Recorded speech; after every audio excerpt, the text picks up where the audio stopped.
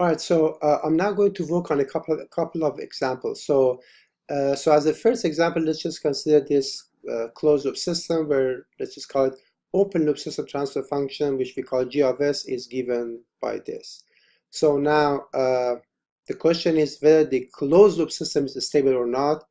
If it's not stable, how many poles does it have on the right half plane or RHP? So first of all, the important thing is that you first have to identify, or you first have to determine the closed-loop system transfer function. And of course, this is g of s. And so from R to C, the closed-loop transfer function is just going to be g of s divided by 1 plus g of s, because this is a negative feedback. Okay. So now if you just take this g of s and divide by 1 plus g of s, eventually you get something like this. So now in order to evaluate the stability of the system, you have to look at the roots of the denominator, which is actually going to be this third order polynomial, and that's what we're going to do using this Routh Hurwitz criterion. So now, and again, this is the transfer function that we got in the previous, and yeah, so it's right here. So now, so the first thing is to basically generate the basic root table. So if you remember, we have to actually label all these powers of s from s cubed to s to the power of 0. So then in order to fill out the numbers, the entries, so for s, so I'm actually going to use a different color for the numbers. So the first number here is just going to be 1, which is actually going to be the coefficient of this s cubed. So the next number is actually going to be the coefficient of s, which is 31. So I'm just going to put that number right here. Okay. So now for s2, I'm actually going to start with 10, and then the next number is going to be 1030. So the first one is going to be 10. The next one is 1030. So the one thing that you have to that you have to note, and you can actually capitalize, or you can take advantage of this property many times in order to simplify the calculations, is that you can of course just continue with these numbers, they're actually given 10 and 1030, but obviously 1030 is a large number, so from this every number that you're actually going to have is going to be big. Okay, so now one thing you can do is you can always, within the same row, you can always scale, and most of the times scale down these numbers by any factor. So now, for example, this 10, I can just scale it down by a factor of 10, so it just give me 1. And then 1030, I can actually scale it by exactly the same factor of 10. That actually gives me 103, meaning that I can actually replace this number by just 1, and I can just replace this number by 103. So now one very important thing to note here is that you are not allowed to divide, because here you see that I have just divided these two numbers by a positive number 10. So in fact, you can divide them by any number you want, by any number you would like, as long as that number is a positive number. So basically, you have to make sure that you do not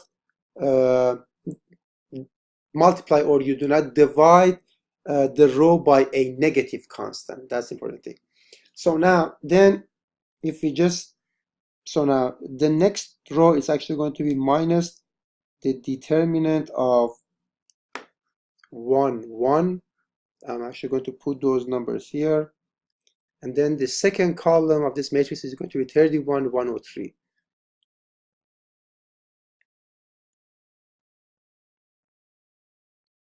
And you divide this by the first entry of the previous row, which was 1. And the result here is going to be negative 72.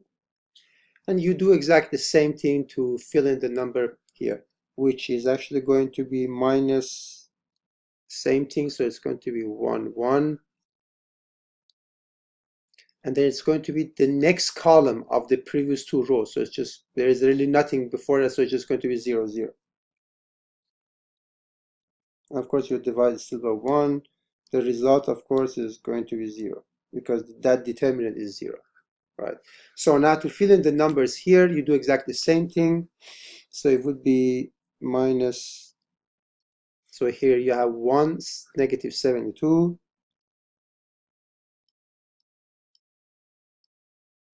Then you have 1030. And of course, you divide this by negative 72.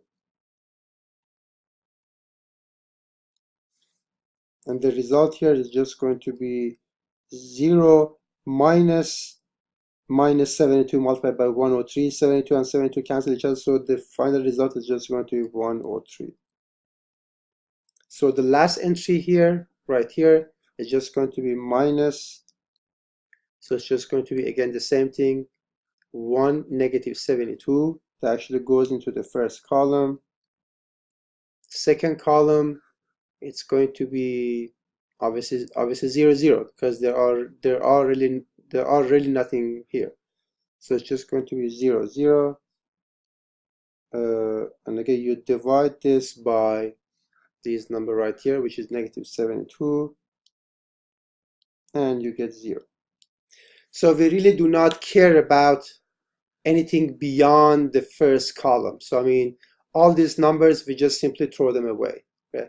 So now I'm just going to look at the numbers that you see in the first column. So I'm just going to use a different color. So in fact, you just have to look at these numbers. Sorry, this was 1. So now you have 1, then you have 1, then you have negative 72, and then you have positive 103. So as you see, you start with a positive number, it's still positive, becomes negative. So you actually have one sign change here, and then the negative becomes positive. So you have 2 sign changes, and therefore you have 2 poles that are located the on the right half plane. Okay, and essentially, since this is a third order polynomial, the third pole is actually going to be located in the left half plane. So really the conclusion here is that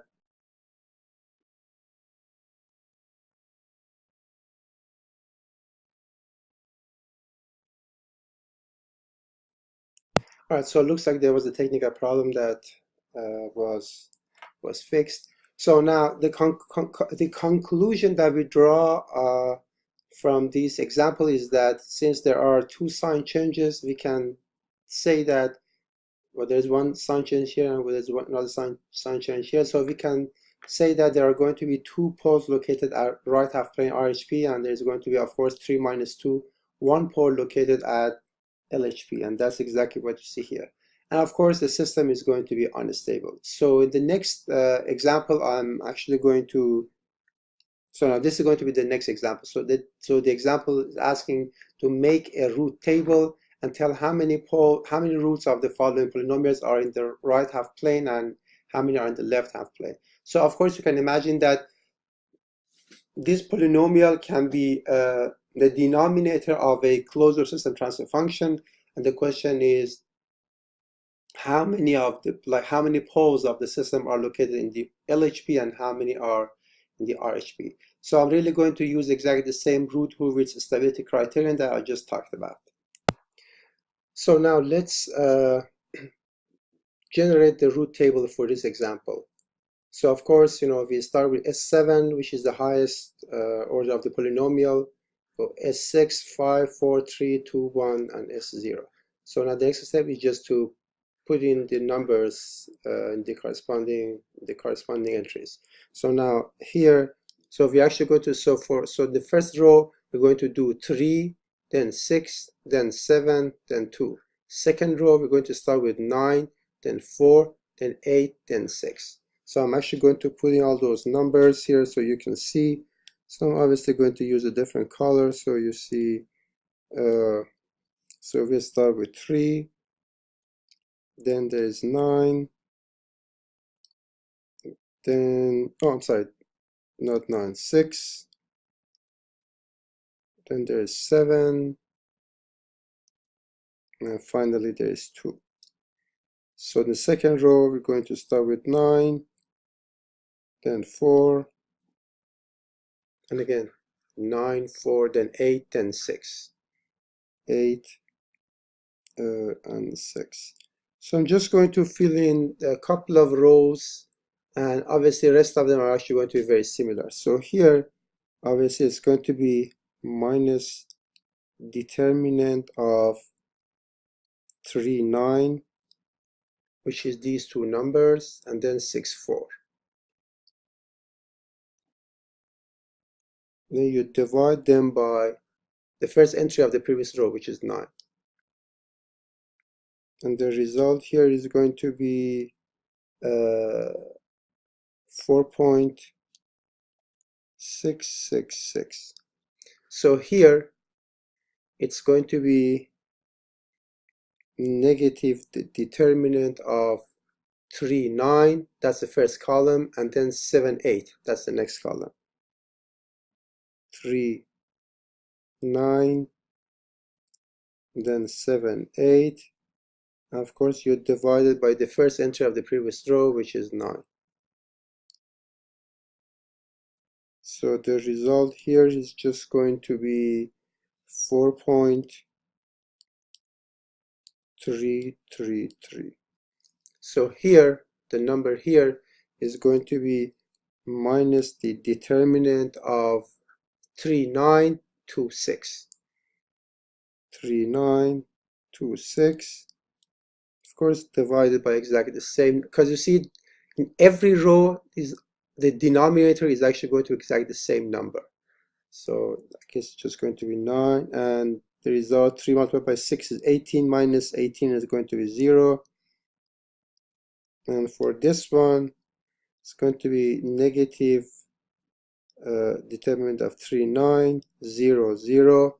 So we actually have 0, 0 because that's going, so the second row is actually going to be whatever you see here and here, which obviously there is none. So it's going to be 0. So now for the next row is going to be very similar. So I'm just going to do it for the next row, and then all the other numbers I'm just going to put down. I'm just going to write. So it's going to be negative the determinant of 9, 4.66, then 4, 4.33. 4.66 and 4 here and 4.33. Of course, you divide this by the first entry of the previous column. I'm sorry, previous row, which is 4.666. The number here is going to be negative 4.357. Okay. So the number here, so it's going to be negative the determinant of 9, 4.666. The second column is going to be 80. And of course, divide by 4.666. So this number here is just going to be 8. For the next one, so I'm just going to write down the numbers. So it's going to be 6. Then it's going to be 0.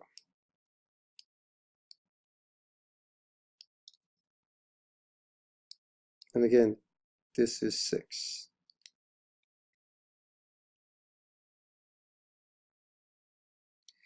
So if I complete the numbers, so I'm actually going to go quickly. So for here, so it's going to be 12.901. Then it's going to be 6.426. And the next one is 0, 0. So for s squared, you start with 10.17. Then the next one is going to be 6. The last two are also going to be 0. So for S1, it's going to be negative 1.18. Next one is 0. 0, and 0. And the last row, you have 6, again 0, 0, 0. All right, so now we have actually completed the root table. So now all we have to do is just to look at the numbers in the first column and count the number of sign changes. So I'm just going to use a different color to just indicate what numbers we're actually looking at. So these are the numbers that we are really looking at. So just the numbers in the first column. Okay, so now we go from 3, then it's 9, so positive, positive, still positive, then become negative. So we're actually going to have one sign change here. So it's going to be 1. Then we go from negative to positive. Then we have another sign change here. Then still remain positive. Then we go from positive to negative. So we have another sign change here. And we finally go from negative to positive.